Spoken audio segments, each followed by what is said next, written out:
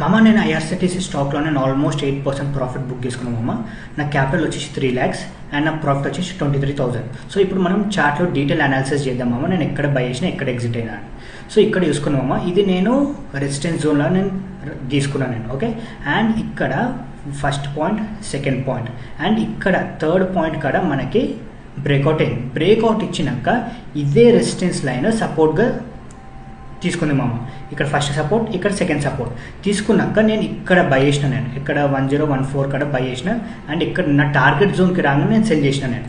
So ఇది ఇక్కడనే ఎందుకు సెల్ చేసినానంటే నేను వీక్లీ చార్ట్లో చూపిస్తాను నేను. సో ఇక్కడ చూసుకుని మామ, నేను ఇక్కడ ఇదొక టార్గెట్ జోన్ పెట్టుకున్నా, ఇదొక టార్గెట్ జోన్ పెట్టుకున్నాను నేను.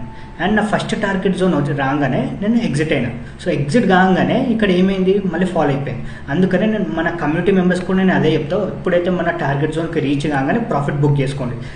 కావాలంటే మళ్ళీ ఇది మంచి గుడ్ వాల్యూమ్తో బ్రేక్అవుట్ ఇచ్చిందాక అప్పుడు మళ్ళీ ఎంటర్ అవుతాం. సింపుల్ మామ, సింపుల్ లాజిక్.